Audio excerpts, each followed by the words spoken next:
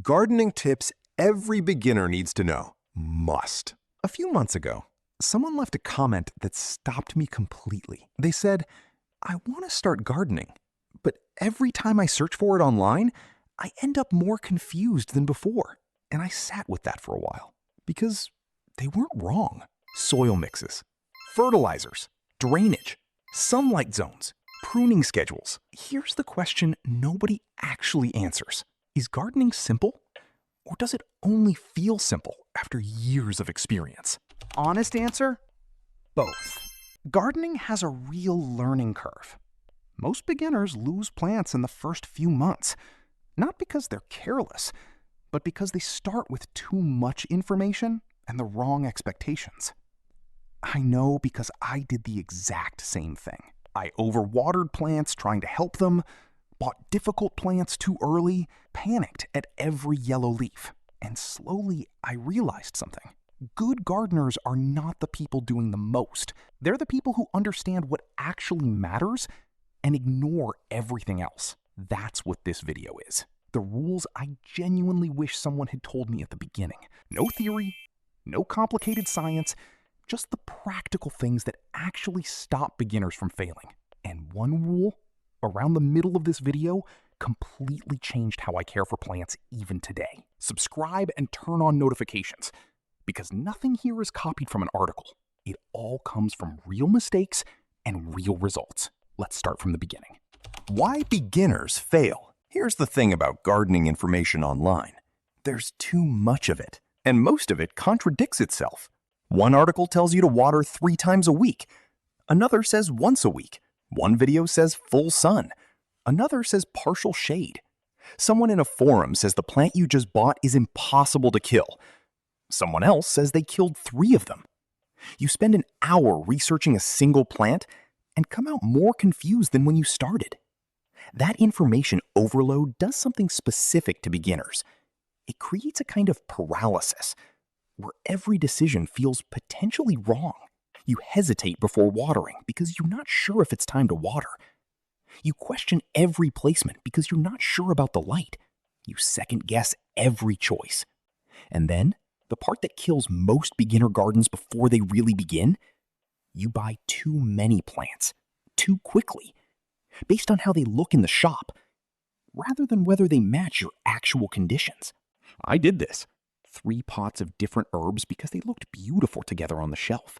A flowering plant because it seemed cheerful. Something with dramatic leaves because I liked the shape. None of them were chosen with any real thought about where they'd live or what they'd actually need. Within a month, half of them were struggling. The failure wasn't inevitable. It was a predictable result of starting without a framework. Here's the framework. Rule 1. Understand your light.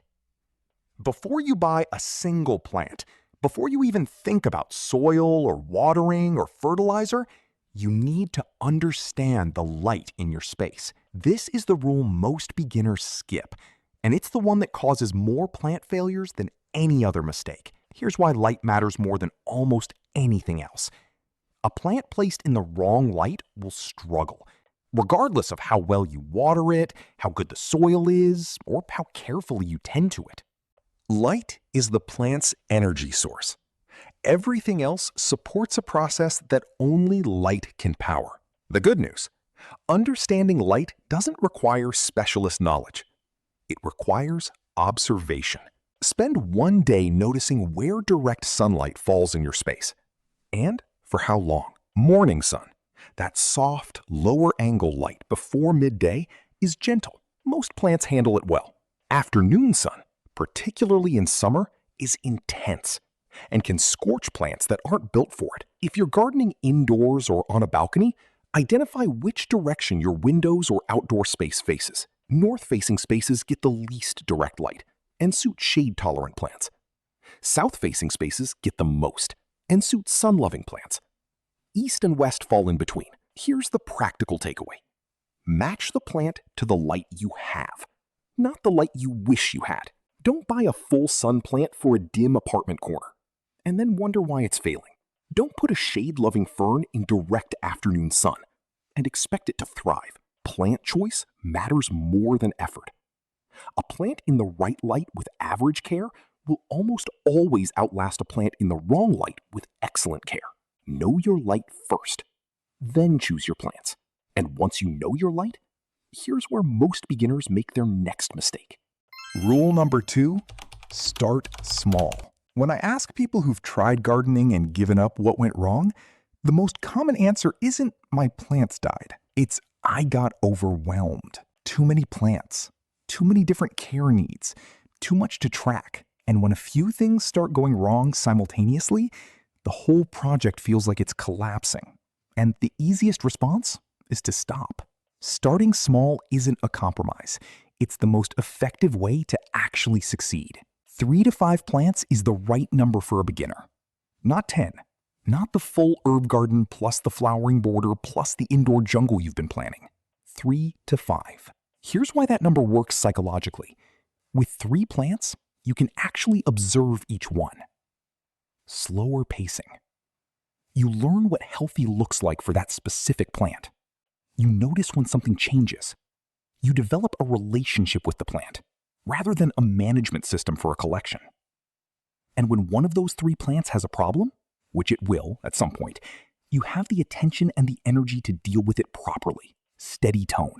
When you have 15 plants and 3 of them develop problems simultaneously, you have chaos. Start with plants that are documented as genuinely forgiving. Pothos, snake plant, spider plant, mint, any basic herb. Plants that communicate clearly, recover from mistakes, and give you enough positive feedback early on to keep going. That early positive feedback matters more than people realize. Successfully keeping a plant alive, genuinely thriving, not just surviving, builds a specific kind of confidence. It makes you want to try another one. Build that confidence with a small, manageable collection first. But even with the right number of plants, there's a mistake people make at the nursery that undermines everything from day one. Rule number 3, buy healthy plants. Most beginners walk into a nursery and buy whatever catches their eye. The colorful one, the dramatic one, the one that looks like it belongs in a magazine. And that instinct makes complete sense. Plants are beautiful, and shopping for them is genuinely enjoyable. But there's a more useful question to ask at the nursery, and almost nobody teaches beginners to ask it. Is this plant actually healthy right now? A plant that's already stressed, root-bound, over or underwatered, sitting on a sale shelf because it's been there too long, will require significant recovery time before it grows well for you. And for a beginner who doesn't yet have the experience to nurse a struggling plant back to health, a stressed plant at purchase is often a plant that dies within a month. Here's what to look for. Firm, upright leaves, rather than drooping or yellowing ones. Soil that feels appropriate, neither bone dry nor waterlogged. Roots that aren't aggressively circling the bottom of the pot or escaping through the drainage holes. New growth. A fresh leaf, a new stem is a good sign. Check the undersides of leaves for early signs of pests. Small webbing, tiny insects, sticky residue. These are signs of a plant already dealing with a problem that will follow it home.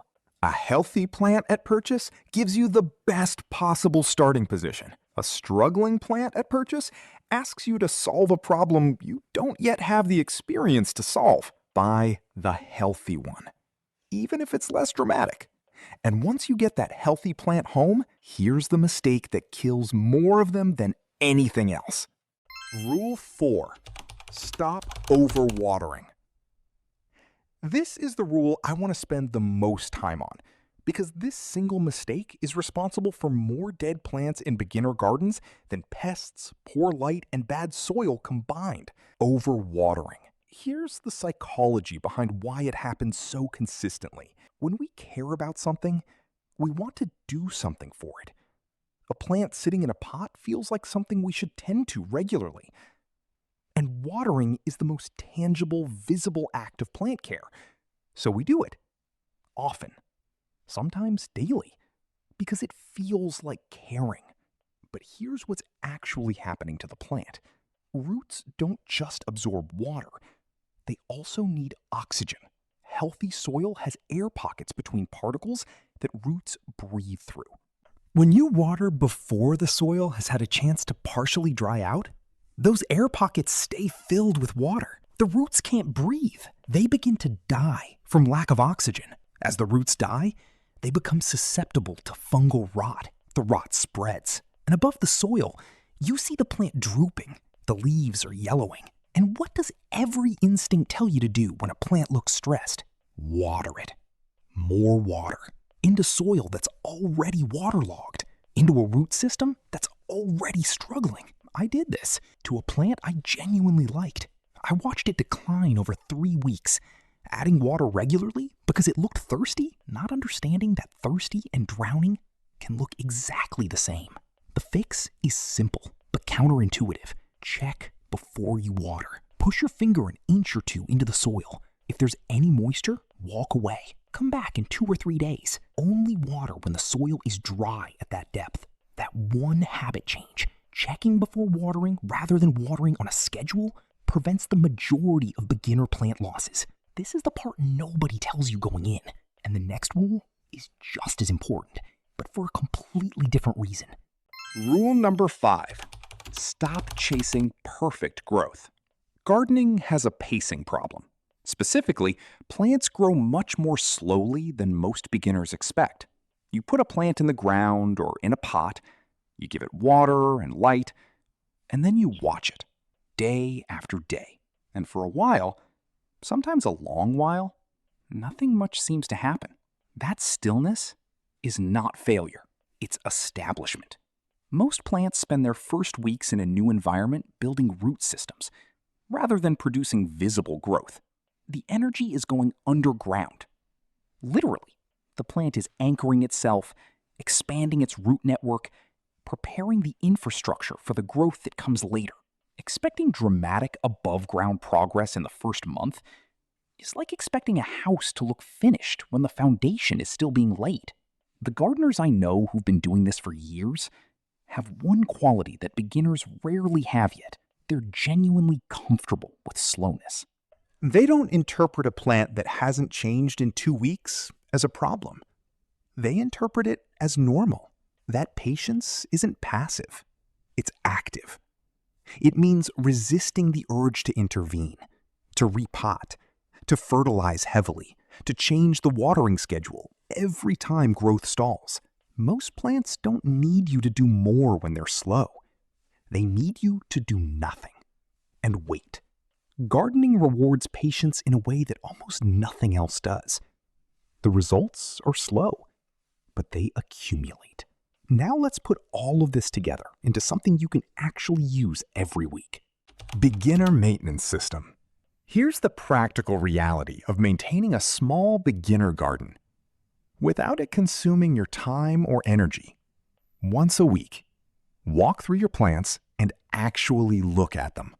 Not a glance, a proper look. Check the soil moisture with your finger. Look at the leaf color. Any new yellowing, any browning at the edges? Look at the undersides of leaves occasionally for early signs of pests. Notice whether the plant has produced any new growth since last week. This weekly observation takes 5 minutes for a small collection, and it catches problems early when they're still fixable, rather than late when they've progressed. Water based on what you find, not on a predetermined schedule.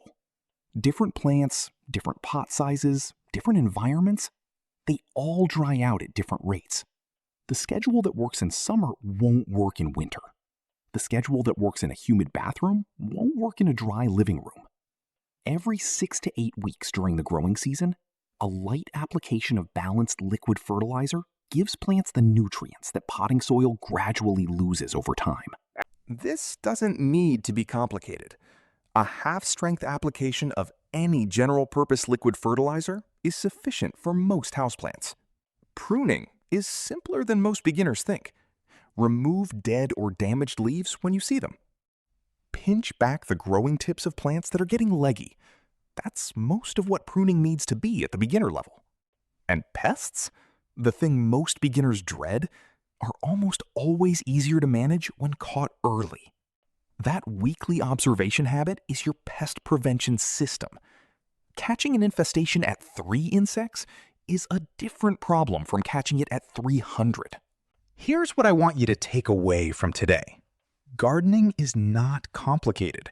Once you strip away all the noise, it's soil, light, water, and attention. And most of the mistakes beginners make, including the ones I made, come from applying too much of something rather than too little. Too much water, too many plants, too much intervention when things slow down, too much guilt when something doesn't work out. Plants die sometimes. Even experienced gardeners lose plants. That's not failure. That's the reality of working with living things in environments that are never perfectly controlled. What changes with experience isn't that you stop making mistakes. It's that you start recognizing them earlier. You develop an eye for what a healthy plant looks like versus a stressed one. You get a feel for soil moisture. You stop second-guessing every decision. That comes with time, and it starts with exactly what you're doing right now, paying attention. Which rule surprised you most? Drop it in the comments. And if you're ready to take the next step, the next video is worth watching. It's called 20 Bathroom Plants That Love Humidity and Low Light. Everything about choosing plants that make your living environment genuinely better, not just more beautiful. Subscribe, and I'll see you there.